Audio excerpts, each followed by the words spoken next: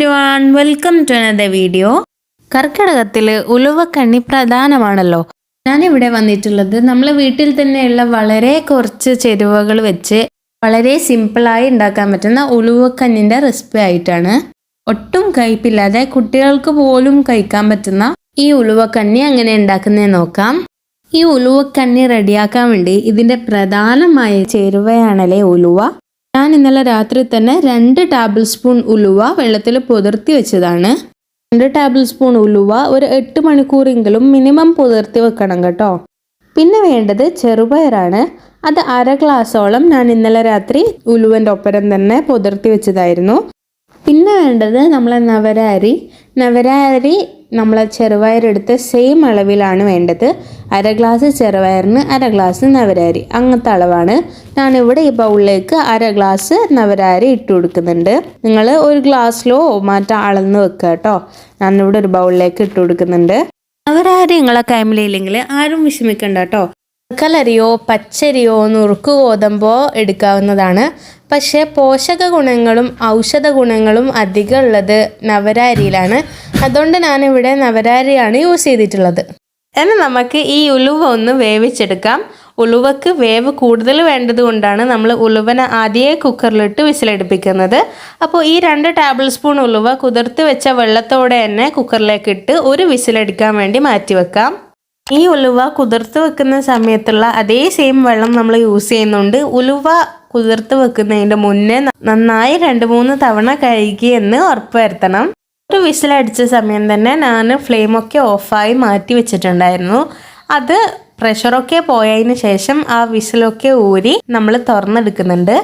എന്നിട്ട് ഇതിലോട്ടേക്ക് നമ്മൾ നേരത്തെ കുതിർത്ത് വെച്ച 1/2 ഗ്ലാസ് ചെറുപയറും 1/2 ഗ്ലാസ് നല്ലോണം കഴുകി എടുത്ത നവരരിയും ചേർത്ത് കൊടുക്കുന്നുണ്ട്. ഈ നവരരിക്ക് ഓൾറെഡി വേവ് കുറവായതുകൊണ്ട് ഞാൻ നവരരി കുതിർത്ത് വെക്കുന്നൊന്നുമില്ല, ഡയറക്റ്റ് ഇതിലോട്ടേക്ക് ചേർത്ത് കൊടുക്കുന്നതാണ്. ഇനി ഇതിലോട്ടേക്ക് ഒരു ചേരുവയും കൂടി ആവശ്യമുണ്ട്.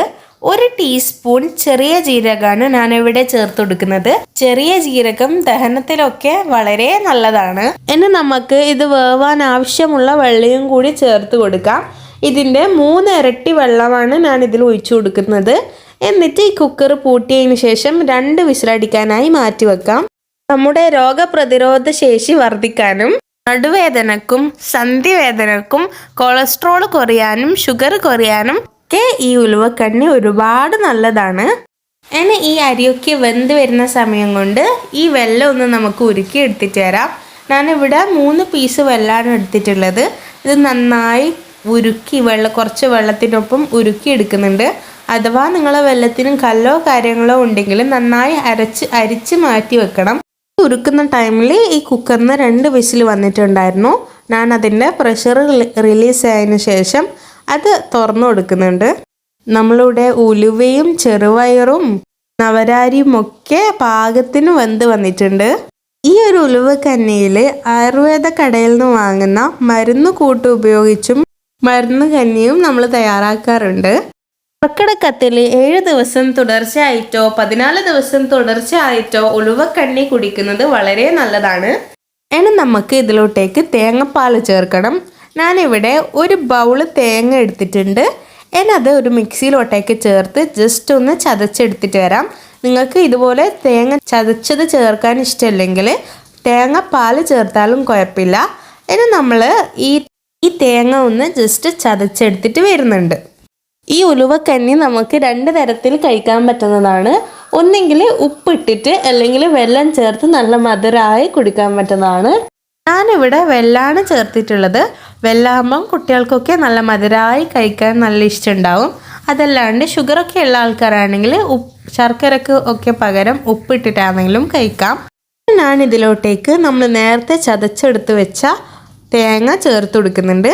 എന്നിട്ട് ഇത് നല്ലോണം ഈ തേങ്ങ എല്ലായിടത്തും എത്തുന്ന വിധത്തിൽ നല്ലോണം മിക്സ് ചെയ്ത് കൊടുക്കുന്നുണ്ട്.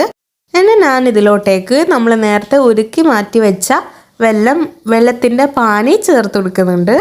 ഇതൊക്കെ വെള്ളത്തിന് പകരം പനം കൽക്കണ്ടയോ അല്ലെങ്കിൽ ശർക്കരയോ ചേർക്കാൻ പറ്റുന്നതാണ്. പനം കൽക്കണ്ടയാണ് കുറച്ചും കൂടി ഹെൽത്തി ആയിട്ടുള്ളത്.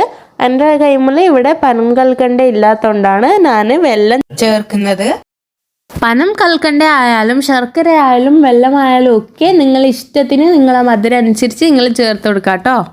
ഇതിലോട്ടേക്ക് ആവശ്യത്തിനുള്ള ഉപ്പും കൂടി ചേർത്ത് നന്നായി മിക്സ് ചെയ്ത് കൊടുക്കുന്നുണ്ട്. ഇത് നന്നായി ഇളക്കിയതിന് ശേഷം ഇത് നന്നായി ഒന്ന് ചൂടായി വരട്ടെ.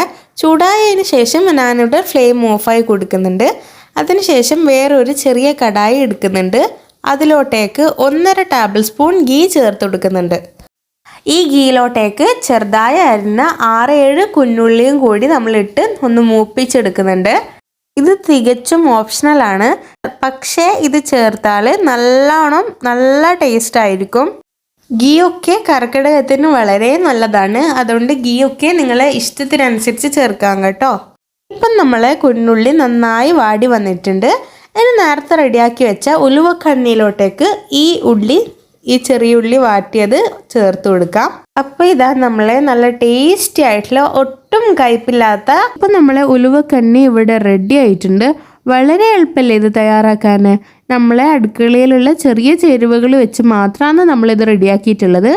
ഇത് രാവിലെ ബ്രേക്ക്ഫാസ്റ്റ് ആയിട്ടോ അല്ല ഈവനിങ്ങിലോ നിങ്ങൾക്ക് കുടിക്കാൻ പറ്റുന്നതാണ്. ഇത് 7 ദിവസം തുടർച്ചയായിട്ടോ 14 ദിവസം തുടർച്ചയായിട്ടോ കഴിക്കുന്നത് വളരെ നല്ലതാണ്. ഇന്നും ഒരേ രീതിയിലുള്ള ഉലുവക്കണ്ണി കുടിക്കുന്നതിന് പകരം ചില ദിവസങ്ങളിൽ വ്യത്യസ്തമായ ഉലുവക്കണ്ണി തയ്യാറാക്കുകയാണെങ്കിൽ എല്ലാ ചേരുവകളുടെയും ഗുണങ്ങൾ നമ്മളെ ശരീരത്തിന് കിട്ടും. അപ്പോൾ എല്ലാവർക്കും നമ്മളെ ഉലുവക്കണ്ണി ഇഷ്ടമായെന്ന് കരുതുന്നു. അപ്പോൾ എല്ലാവരും ട്രൈ ചെയ്ത് നോക്കിയവർ ഫീഡ്ബാക്ക് പറയാൻ മറക്കല്ലേ. അപ്പോൾ വേറൊരു വീഡിയോ ആയിട്ട് വരാം. അതുവരേക്കും